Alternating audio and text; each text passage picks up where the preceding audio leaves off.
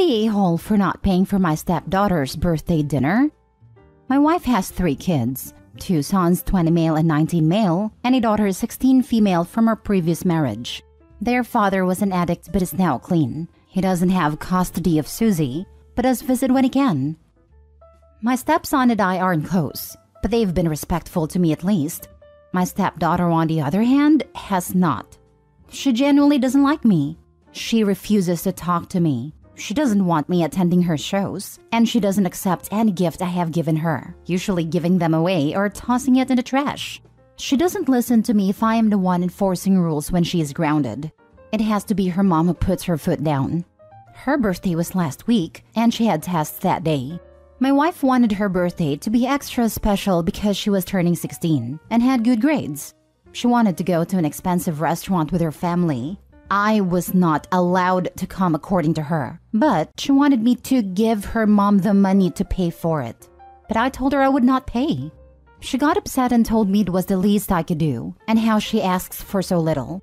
But I stood my ground, so her mom took her to a less expensive restaurant. Now Susie is upset with me. Her granddad is also upset with me, telling me I should have paid and that it was her 16th birthday that I ruined. My wife is on my side and says there's just no winning with her. But I also know how important becoming 16 is, and I feel bad for not getting her a gift at all. So, am I the a-hole? Now for the top comments. Not a-hole. If Grandpa wanted her to have an expensive meal, he could have paid for it. You shouldn't be paying for meals for entitled teens. She needs an attitude adjustment. You cannot like someone and still be polite. Not the a-hole. You ruined nothing. Susie wants things her family can't afford. That's life. She has made it incredibly clear that you are not her family and that she wants nothing from you. Wish granted. And 16 is an anniversary of being born, not an accomplishment. She needs to decide what kind of relationship she wants with you, but as long as she is not at least being cordial, she gets no extras. I think Susie has decided. She has only started to learn that decisions may have consequences you don't like. She's still young. Hopefully, for her mother's sake, she can learn to be more cordial to her stepfather. You can dislike your parents' new spouses as much as you want or they deserve, but you can't expect them to spend their money on you if you've made it clear you hate them. She's young and stupid at her age, like all teenagers. I have sympathy to an extent because I've experienced how tough blended families can be for a kid. But if she rejects him totally, she can't expect him to pay. If it takes this to realize that maybe she should be nicer to stepdad, if only because he is the one with the money in the house, then it's a lesson learned. Though I doubt she will if the grandfather is backing her up. Don't get sucked into her paying for college though. Not the a-hole. She may be only 16, but that's not too young to learn basic respect.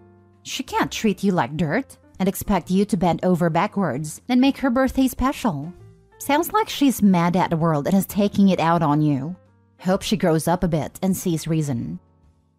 Next story. Am I the a-hole for never helping my older siblings out and letting my brother and his kids be homeless?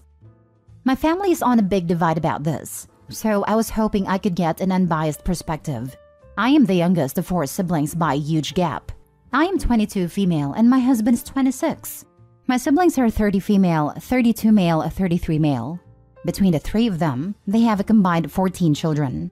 They all have multiple children. None of them went to college and they all work lower-paying entry-level jobs. While I graduated last year, started college and high school, and I work as a nurse. My husband works on planes, but I don't want to say what he does specifically. Our household income is about $200K, when average where we live is about $80K, I think. This is all relevant. My parents like to host big family functions for every holiday, and they bring the whole family together. Ever since I was a teenager, my siblings have always asked me for favors, mostly to babysit. I did it for a while when I was around 16, but quickly realized they didn't appreciate anything, and there was nothing in it for me, so I stopped. And for the past 6 years, I've had the don't ask me for anything stance, since my siblings are the type to ask for favors, but never offer to help you when you need it. Like they always borrow money from our parents, but never pay it back. My oldest brother is getting evicted and asked if him and his girlfriend and their 4 kids could stay with me and my husband, as my husband and I own a 4-bedroom, 2-bath home. I told them no, because they have a habit of settling in somewhere and not paying rent and refusing to leave. They also let their 4 kids absolutely destroy every rental they live in, coloring on the walls, holes in the walls, etc. My brother and his girlfriend are now angry at me, and they blew up at us at my mother's birthday party last week. They're going to have to stay at a shelter, and they're saying it's my fault when I think it's their own lack of responsibility. My other 2 siblings chimed in, agreeing with my brother, and they think I'm a sucky a-hole. I think that my siblings suck, and I don't want my house getting torn up by their heathens. I know that if I let them move in, I'd end up having to evict them, and they wouldn't pay for anything at all. I think it's not fair that they always ask me for money, just because I make more money than they do. And they treat my husband and I like we're some kind of upper-class snobs, because we worked hard and made good choices in life to be able to buy a house early. Am I the a-hole for not helping my siblings? Specifically my brother, I guess. Many updates at the end. Not the a-hole. They don't pay money owed. They destroy other people's property. They also have parents and multiple other siblings. They have a history of not paying rent and having to be evicted. At this point, start asking why they're in a shelter and no one else is helping. Combined with all the siblings and parents, they can hustle and pay their rent on a new place. Since they're so invested and concerned, mom and dad can take them in. Not the a-hole. Not the a-hole. Why can't your other brothers or sister take them in? Why is this your responsibility? All my siblings' stance on this is because my husband and I are the only ones with room. We use 1 bedroom to sleep in, 1 as a home gym, and 2 as home offices. My other 2 siblings are stuffing up to 4 kids a room and have no way of making it work. I still don't think it's my responsibility though. It's not your responsibility. Your brother made the choices he did and made himself homeless. That's not on you. Again with the I'm poor but have 157 children. Come on, if you are low on money, just have 1 or 2 kids so nobody will starve or live in shelters. Why do people put themselves in this position? So that others in the family can pay for their family? These are not your children. Your siblings are not your responsibility. They are adults and should take care of themselves. If they were sick or had an accident and it was a one-time thing, okay. But no, they just don't pay rent for a habit. Not the a-hole. My brothers don't seem to know what rubbers are, and my sister had her first at 16 and kept them coming after that. She has 6 kids with 6 different men, and she's always convinced every guy she meets is the one. I don't understand them, to be honest. We grew up in a normal middle-class household, and our parents taught us proper sex ed. I really wish they'd all get it together, to be honest, but none of them want to go to college or anything. Don't help them. They will just spend all the money and try to suck more out of you. They have definitely done that to multiple relatives, lol.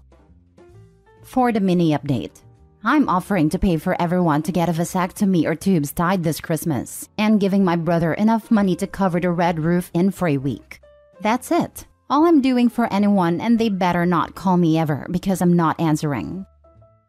Next story. Am I the a-hole for choosing to celebrate my sister's birthday instead of my dad's wedding?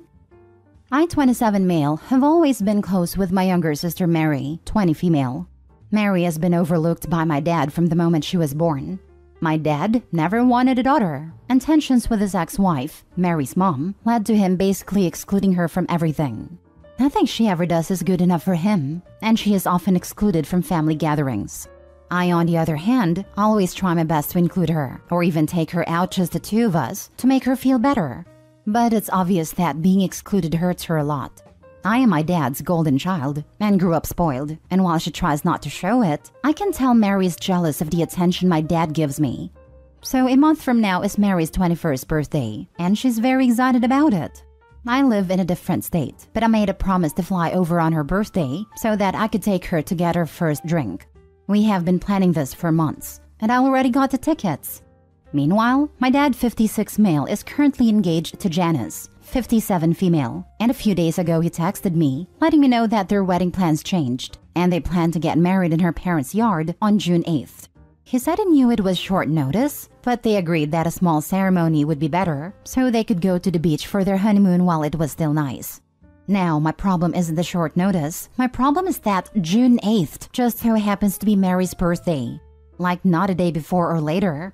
No, he plans to get married on his daughter's birthday.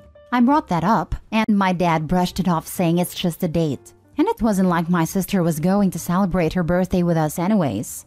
I told my dad I had already plans to fly down and celebrate Mary's birthday with her, and I wouldn't be able to make both events. He seemed shocked by this and asked why I didn't just cancel for his wedding since I'm already paying to come down. I could even bring Mary along and celebrate her there if it means that much to me. I'll admit, this angered me because the least he could do was acknowledge his daughter's birthday. I told my dad that I plan to spend my day with Mary, and the only way I will come to his wedding is if she is invited and decides to go. He tried to argue with me saying that birthdays comes every year and weddings don't, to which I responded that this is his third, so it's not that special, but my sister turning 21 is. My dad hasn't spoken to me since then, but Janice and other family have been calling and texting me nonstop. Janice even told me that my dad has been crying and miserable over what I said, and that my selfishness has ruined their wedding. I'll admit that what I said may be harsh, but I also stand by it. I am not the one being selfish here, and if my dad wants his child at his wedding so badly, he can have all or nothing. However, my dad and family are still mad at me, and saying that I'm being petty and ruining his big day. So am I the a-hole? Not the a-hole. I would bet every penny I have that your dad did this intentionally. Screw him. The only valid reason to go to his wedding is to crash it with Mary and make a scene. Not that I'm suggesting this. He's already on marriage number 3. And do you really want to sit through any more of those than you have to? Crash or don't, but I'm the flavor of petty to drop technically true information in order to cause maximum chaos. Hypothetically, you could come back around for the reception with Mary and be astonished that your genetic donor planned a surprise party for her. Look, they even got the extended relatives into town to celebrate this big milestone birthday. What do you mean it's not for her? Today is his daughter's 21st birthday. What could be more important to him than that? He'd have to A, say that he forgot her birthday, B, admit it was on purpose, or C, go along with it and fold her birthday into the celebration. Toasted no matter what he does. Nah, just tell him you'll make up for it in his 4th wedding. Not the a-hole. Pick your sister. She deserves at least one family member who cares about her. Your dad can have Janice and keep crying. If his marriage to Janice even lasts that long, because his dad is such a moronic jerk to jinx his own wedding and marriage by having it on his daughter's birthday, I think the pressure and stress of knowing Opie will always pick a sister over his father is going to make father ruin that 3rd marriage, leading to a 4th wedding/marriage. Not the a-hole, especially since going forward, Opie will always going to celebrate his sister's birthday instead of his father's 3rd marriage wedding anniversary. Last story. Am I the a-hole for telling my mom she is stalkerish and to leave me alone? I, 33 female, married mother of 2, have a close relationship with my mom, and we often speak multiple times a day. However, some days I'm busy, have nothing interesting to say, or just don't check my phone for a few hours. This becomes a problem with my mom. If I don't answer messages or calls within a few hours, I get calls and messages asking if something is wrong. For example, I was going wedding dress shopping with a bridesmaid. Mom doesn't live close, so I was unable to come. So I sent her pictures of dresses throughout the day and let her know when I'd chosen one. I told her I needed a shoulder covering of some sort, and that we were going to nearby shopping center to find one. I may have sounded a bit flustered, but nothing more than usual pre-wedding stresses. 1.5 hours later, my bridesmaid's phone rings. It's my mom, desperately trying to find out if I'm okay. My mom had only met this bridesmaid once, didn't know her well, and certainly didn't have her number.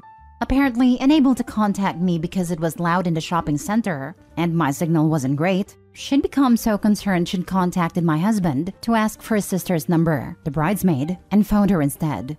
This was just 1.5 hours after our last contact. This may seem a small irritation, except it happens all the time. Then yesterday, my mom texted me first thing in the morning. I text back. A few hours later, she called. I answered and told her we were about to leave for the park. After, we spent afternoon gardening, and I left my phone inside. Around 5, just 5 hours after I last spoke with Mom, I saw she'd text me to ask if we had fun at the park at around 2:30 p.m. Busy cooking dinner, I intended to text back after eating. I next looked an hour later. She'd sent 2 further messages asking if something was wrong and had called me. She called again at that point. I answered, a little exasperated. She immediately began asking what was wrong. I told her nothing, and she needed to stop assuming things were wrong when her adult daughter is out of contact for a few hours. She said her actions were entirely reasonable because in the past I've had medical issues, none of which were serious. I told her it wasn't reasonable. In response, she said, well, I assume with that attitude, you were fine then. This made me a bit angry. This happens regularly, and I'm fed up being treated like a child when 33 with 2 children of my own. Surely it's okay to be out of contact with mom for a few hours? And in my annoyance, I said her behavior was bordering on stalkerish, and it's ludicrous to expect me to check in several times a day. This panic about my well-being is almost a weekly accordance. We haven't spoken since, but she deleted the messages she sent yesterday. Unsure what that achieves, but she tends to act like a wounded puppy when I bring this up. Each time, I feel guilty for hurting her feelings. But should I feel guilty? Am I the a-hole? Not the a-hole. You need to set major boundaries with your mom. The fact she called your husband because she was worried about you to get someone's number. Why did your husband give it to her? He should have just said, she's fine. You need to wait for her to call. She took it too far. Boundaries are important. At this point, I once again recommend the book, Adult Children of Emotionally Immature Parents by Lindsay C. Gibson. Opie's mom is wanting to be enmeshed with her daughter, which is totally unhealthy. Not the a-hole. Your mother needs coping mechanisms, and you need to set boundaries and stick to them. There's no reason for your mother to be checking in on you multiple times a day. You have your own nuclear family that you need to spend time with. A once-a-week call with some text in between should be sufficient. And to expect responses back right away is ridiculous. I'm so sorry you have to deal with it. Caving in is in part enabling the behavior as well. Not the a-hole, but Opie, you need to stop giving her what she wants. She will never improve if you don't stop answering like this.